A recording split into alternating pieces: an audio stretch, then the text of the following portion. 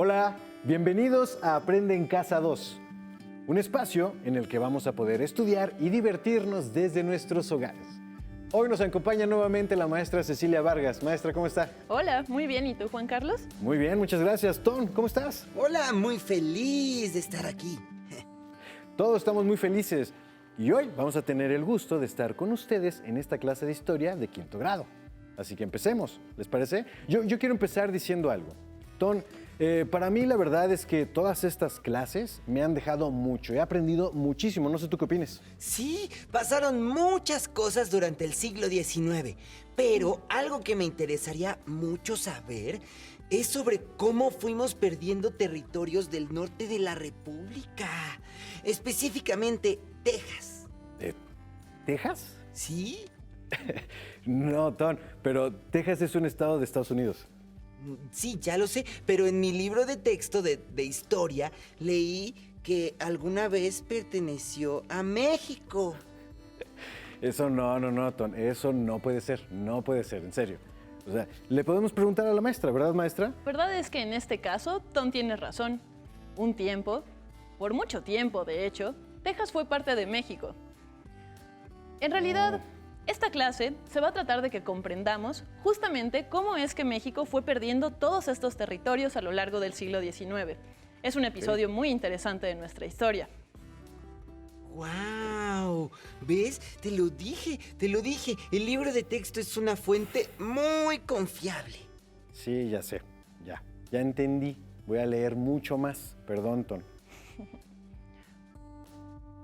¿Qué les parece si, como en otras ocasiones, hacemos uso de nuestra imaginación histórica para comprender qué estaba pasando en esa época y cómo se dieron estos sucesos?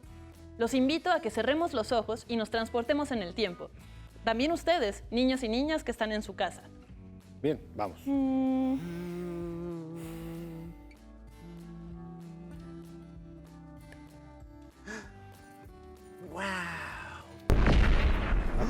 ¿Qué es ¿Qué eso? es eso? ¿Qué es eso? ¡Oh!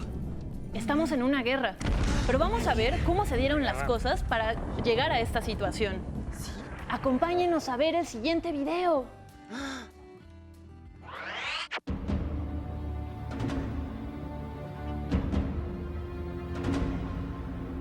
Generalmente la independencia de Texas se atribuye al centralismo, pero su pérdida estaba anunciada por la entrada sin control de colonos norteamericanos y el interés expansionista de Estados Unidos.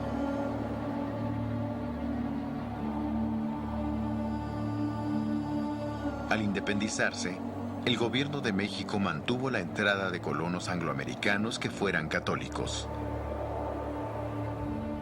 La enorme frontera, la lejanía y la falta de recursos favorecieron que una mayoría protestante y esclavista se fuera apoderando del territorio, de manera que en las colonias privaba la ilegalidad y un ánimo separatista que se multiplicó.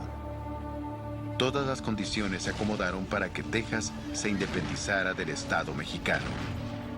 El gobierno envió una expedición al mando del general Santa Anna para someter la rebelión tejana. Santa Anna recuperó el fuerte del Álamo, pero al mismo tiempo, Texas declaró su independencia.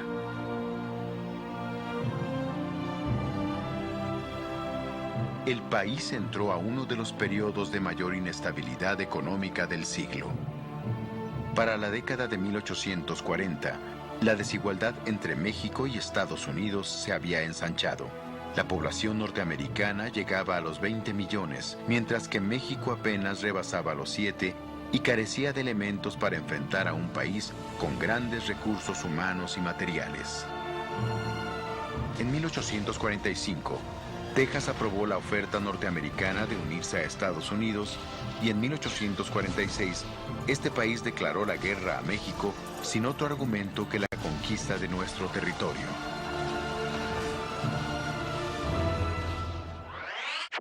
Wow, qué interesante, ¿eh?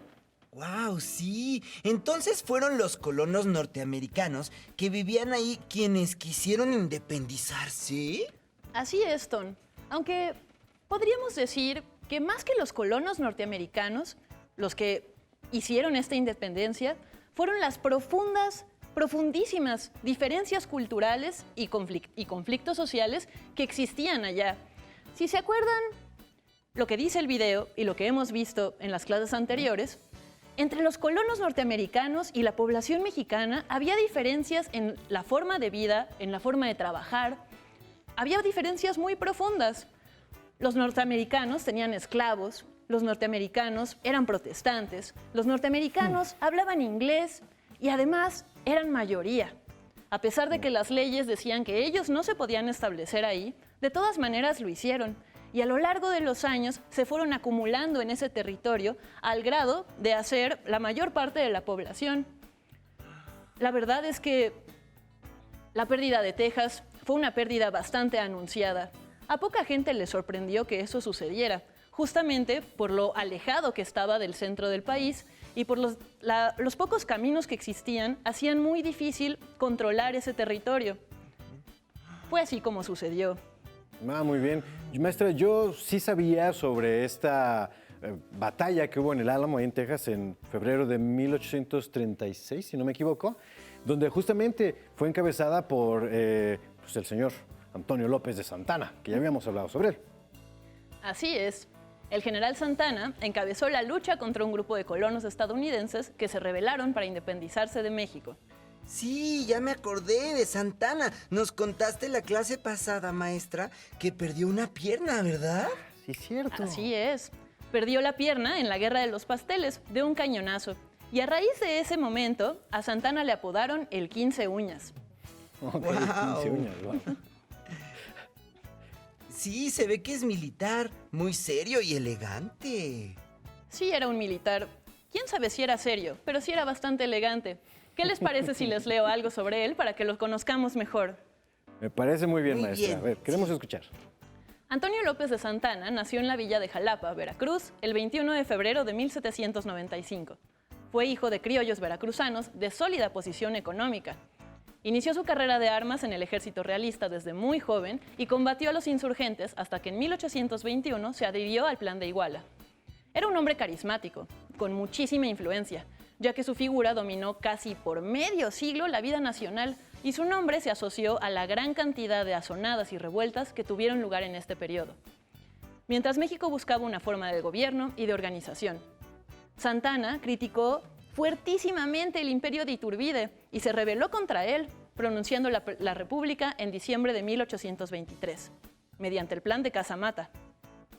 Santana tuvo injerencia directa en las pugnas que existían entre yorquinos y escoceses, los que después se volvieron federalistas y centralistas, y Santana también combatió en guerras extranjeras, destacándose primero justos por su participación en esta guerra contra Texas y después en la intervención norteamericana de 1847. Él además ocupó la presidencia en 11 ocasiones distintas. Bueno, entonces vamos a platicar muchísimo sobre él, supongo. Pero, ¿por qué Texas no quería formar parte de nuestro país? ¿Por qué? Los colonos habían estado en paz y habían aceptado las reglas que México les ponía para poder establecerse, ¿no? Durante el principio de la década de 1830, la situación en Texas fue empeorando poco a poco, pues año con año fueron cruzando la frontera más y más estadounidenses debido a la extensión de su frontera y a la lejanía del gobierno central. Estos, los colonos, se instalaban en el territorio mexicano sin que ninguna autoridad pudiera impedirlo. Hasta vivían ahí más estadounidenses que mexicanos, como les estaba contando. Entonces, ¿de plano no había una forma para impedirlo? Pues la verdad es que sí, el gobierno mexicano lo intentó. Intentó aumentar los impuestos, intentó prohibir la esclavitud, porque pues mucha de esa gente, muchos de los colonos norteamericanos eran esclavistas, pero las medidas la verdad es que no funcionaron. Nadie obedecía las leyes. Y la crisis aumentó aún más cuando el gobierno de Santana decidió en 1835 que México fuera ahora una república centralista y los pobladores de esos territorios, usando como pretexto que ellos formaban parte de una constitución anterior, no le hicieron caso. El problema con el centralismo era que le restaba poder a los territorios que estaban más alejados de la capital. No podían decidir cosas como qué hacer con los impuestos que recaudaban, no podían decidir, por ejemplo, a quienes querían poner como representantes de su estado, y eso hacía que los estados que estuvieran, los territorios que estuvieran más alejados tuvieran menos poder político, y eso los tenía muy enojados. Ay, ¿y luego qué pasó, maestra? Pues los tejanos se rebelaron contra el gobierno mexicano y enfrentaron a nuestro ejército. En este momento estamos viendo una de las batallas más importantes de esta época, la Batalla del Álamo, donde el ejército mexicano resultó victorioso, ya que los colonos estadounidenses se quedaron sin refuerzos y terminaron sucumbiendo ante el asedio. Y aunque esto fue un triunfo para las fuerzas mexicanas, hay que recordar que en las guerras hay muchísimas pérdidas de vidas humanas. Eso es muy grave. Sí, muy grave, maestra. Bueno, pero al menos ya se terminó y no habrá más problemas. Así es, Ton. Vamos a ver el siguiente video para comprenderlo mejor. La separación de Texas. El mapa muestra la división política de México en 1824. Puedes observar cómo los territorios del centro son pequeños y los del norte mucho más extensos y despoblados. Esto sirvió para que los norteamericanos se apoderaran de más de la mitad del territorio mexicano. Al iniciar la década de 1830, la situación de Texas era preocupante. Año con año, cruzaban la frontera miles de estadounidenses que se instalaban de forma ilegal en aquel territorio, sin que el gobierno pudiera impedirlo. Los colonos desafiaban las leyes de la República y a las autoridades mexicanas. Muchos de ellos deseaban separar a Texas de México. A finales de 1835, el Congreso decidió convertir el país en una república centralista. Esto causó descontento en algunos estados y sirvió de pretexto a los colonos tejanos para consumar su propósito. Así que se declararon independientes, argumentando que ellos habían jurado la Constitución Federal de 1824 y no estaban obligados a ser parte de un país que había cambiado su forma de gobierno. A principios del año siguiente, Antonio López de Santa Anna, al frente del ejército, marchó hacia Texas con la intención de someter a los colonos rebeldes. Pero después de algunos triunfos, como la toma del fuerte del Álamo, fue derrotado y capturado en la batalla de San Jacinto, en abril de 1836. Mientras estaba prisionero, firmó un acuerdo en el que aceptaba la independencia de Texas y ordenó la retirada de las tropas mexicanas. El Congreso se negó a aceptar este convenio y consideró que Texas continuaba siendo parte del país, pero el gobierno mexicano no tenía recursos para financiar una nueva campaña militar contra los separatistas. Finalmente, los tejanos declararon su independencia y formaron una república independiente. En 1845 pedirían su anexión a Estados Unidos, lo cual generó un conflicto entre ambos países.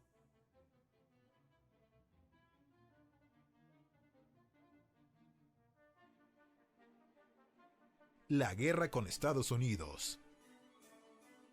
Una vez que Texas se incorporó a Estados Unidos, este país buscó extender sus dominios hasta las costas del Pacífico. Para conseguirlo, propuso a México la compra de Nuevo México y California, pero el gobierno se negó a vender los territorios. Ante esto, el gobierno estadounidense planeó conseguirlos militarmente. A pesar de esta amenaza, los grupos políticos mexicanos no suspendieron sus disputas. Por el contrario, siguieron enfrentados entre sí. En tales circunstancias, resultaba difícil enfrentar con éxito a un enemigo que estaba mejor preparado para la guerra. Los primeros enfrentamientos se produjeron en abril de 1846, en la frontera entre Texas y Tamaulipas. En mayo, Estados Unidos le declaró la guerra a México. Durante los siguientes meses, los soldados estadounidenses invadieron nuestro país por dos direcciones. Unos atacaron Tamaulipas, Nuevo León y Coahuila, mientras que otros avanzaron hacia Nuevo México y California. En septiembre del mismo año tuvo lugar una reñida batalla en Monterrey, y en febrero de 1847 se libró otro enfrentamiento de grandes proporciones en un paraje llamado La Angostura, cerca de Saltillo. El gobierno de Estados Unidos también envió otra fuerza a atacar Veracruz. Sus barcos de guerra sometieron al puerto a un intenso bombardeo. Marinos y soldados mexicanos defendieron la ciudad, pero debieron rendirse ante la superioridad enemiga. Luego de ello, las tropas estadounidenses avanzaron hacia el centro del país. En agosto de 1847 llegaron al Valle de México y emprendieron el ataque contra la capital de la República. En los alrededores de la ciudad se libraron batallas en Padierna, Churubusco, Molino del Rey y Chapultepec, acciones en las que fue derrotado el ejército mexicano. Finalmente, el 14 de septiembre, el ejército invasor izó su bandera en Palacio Nacional y permaneció en la ciudad hasta mediados del siguiente año. A lo largo de varios meses, representantes mexicanos negociaron con un enviado estadounidense para acordar los términos de la paz. Además de Nuevo México y California, el gobierno de Estados Unidos quería apoderarse de la península de Baja California y partes de Tamaulipas, Coahuila, Nuevo León, Chihuahua y Sonora, pero los negociadores mexicanos se opusieron. En febrero de 1848 se firmaron los tratados de Guadalupe Hidalgo, mediante los cuales México aceptó la pérdida de lo que hoy en día es California, Nuevo México, Arizona, Utah, Nevada, Colorado, Kansas, Oklahoma y Texas. A cambio, Estados Unidos se comprometió a pagar una compensación de 15 millones de pesos. La derrota militar, la muerte de miles de mexicanos y la pérdida de la mitad de su territorio representaron un gran golpe para México. Durante los siguientes años, el país vivió una etapa de gran desilusión y caos político.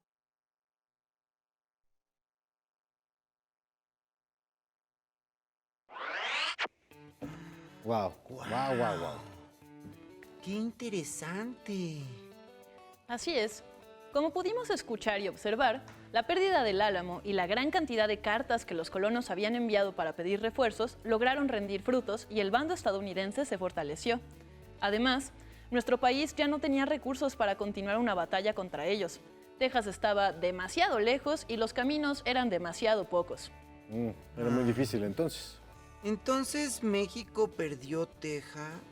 Sí, perdió casi 700,000 kilómetros cuadrados de su territorio. Pero hay que aclarar que debido a la enorme cantidad de intereses que estaban en juego en este conflicto, existen muchas versiones sobre qué es lo que pasó durante esta batalla. Es por eso que es tan importante cotejar diversas fuentes. Sí, pero si el presidente Santana fue el que firmó ese acuerdo, ¿qué pasó con él? Pues, debido a esta derrota y la posterior firma de los acuerdos que llevaron a la pérdida de Texas, la opinión en general lo desaprobaba. Muchísimos lo criticaron. Entonces esto será lo último que sabremos de Santana y de los estadounidenses en el territorio mexicano. Pues vamos a hacer una recapitulación de las causas que llevaron a la separación e independencia de Texas. Ayúdenme. Muy bien, sí. Por favor, Claro me parece que sí. muy bien. Causas, es decir, ¿por qué? ¿Por qué? ¿Qué pasó?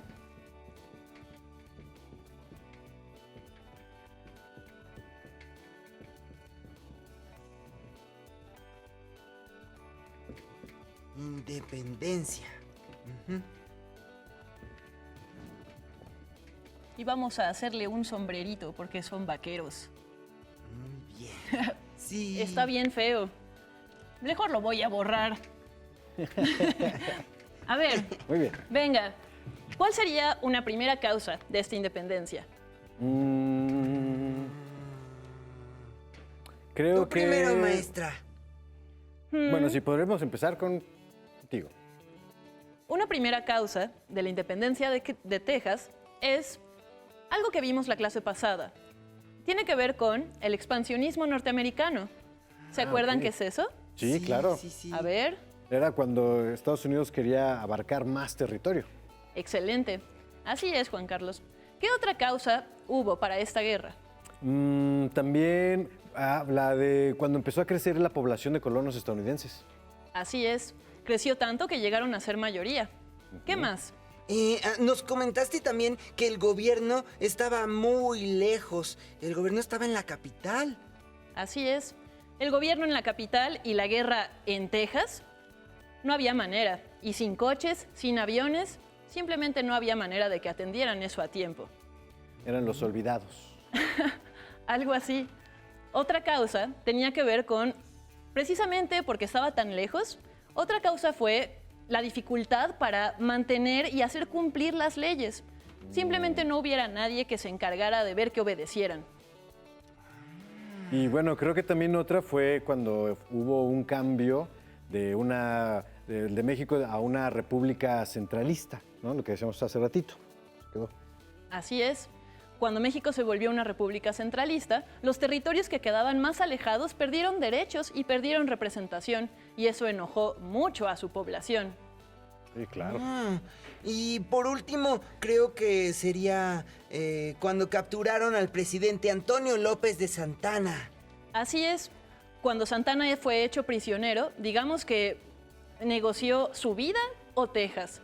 Y fue así que se firmó un tratado estando Santana prisionero. Bueno. ¡Cuántas cosas tan interesantes! Pues sí, cualquier hecho que pasa en la historia es multicausal. Esto significa que no se origina por una sola causa, sino por varias. Hay muchos motivos por los que los hechos históricos suceden. Vamos a dejar por hoy el tema hasta aquí, porque aún tenemos que hablar más sobre la relación que hubo en el siglo XIX entre México y Estados Unidos. A los alumnos en casa los retamos a que averigüen cuánto tiempo tardó Texas antes de unirse a Estados Unidos y que lo platiquen con su familia y su maestra o su maestro. Wow, maestra, muchísimas gracias. La verdad es muy interesante saber sobre esta pérdida de territorio, pero bueno, esta gran información sobre la historia que a veces pues, no sabíamos, ¿verdad? Ton, maestra, muchísimas gracias. Muchas gracias, chicos. Hemos terminado con la separación de Texas. Hasta la próxima. Pero antes, vamos a una cápsula musical. Bienvenidos a este programa en el que descubriremos 8 curiosidades musicales que seguramente no conocían. 1. ¿Te ha pasado tener todo el día una canción sonando en la cabeza y no poder pararla? Este fenómeno se conoce como gusano musical. 2. ¿Ven esta explosión? ¿Cómo creen que se escucha? Pues en realidad se escucha así. Increíble, ¿no? Es porque para que el sonido pueda propagarse, son necesarias las partículas que se encuentran en nuestra atmósfera, es decir, en el aire. 3. Está comprobado científicamente que cantar en un grupo con tus amigos o familiares reduce el estrés, la ansiedad y la depresión. Además, haces nuevos amigos y la pasas genial. 4. ¿Sabías que el oído izquierdo escucha mejor los sonidos de la música, mientras que el oído derecho escucha mejor los sonidos del habla? Los invito a probarlo. 5. ¿Han escuchado esta melodía? Pues ¿qué creen? Que su compositor, Ludwig van Beethoven, para inspirarse, sumergía la cabeza en agua helada. 6. Nuestra música mexicana es el fruto de una mezcla de tradiciones europeas, americanas, con raíces prehispánicas y africanas. El guitarrón, que fue inventado en México y que usan los mariachis, es un ejemplo de esta maravillosa mezcla. 7. ¿Sabías que a las flores les gusta la música? Pues en muchos jardines botánicos ponen música de forma permanente para que ellas crezcan más rápido. 8. Muchos deportistas de alto rendimiento eligen con mucho cuidado la música que escuchan durante su entrenamiento. Y es porque la música de rock o pop puede aumentar la resistencia física hasta un 15%. Y mañana más, pero no mejor porque es imposible. Aquí, en Aprende Música en Casa. Continuamos con lengua materna.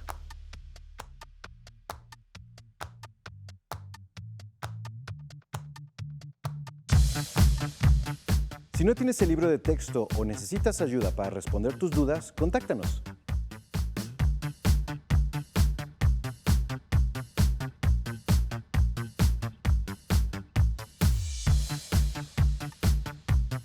También puedes encontrar los libros de texto en la página conalitech.cep.gov.mx. Si quieres volver a ver los programas de Aprende en Casa, los puedes encontrar en la siguiente liga: aprendeencasa.cep.gov.mx. No se muevan de su lugar, tenemos algo muy importante para ustedes. Acompáñenos. Adiós. Nos vemos.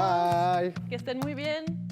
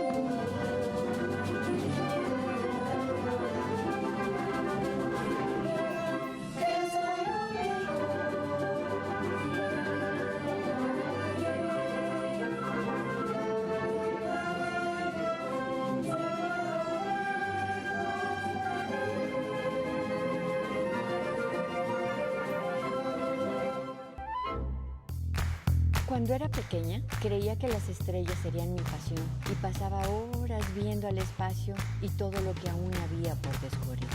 Y aunque en casa el estudio siempre era lo más importante, mi mamá me decía, creo que sería buena idea que seas maestra. Y mi papá le contestaba, creo que es más seguro que seas dentista.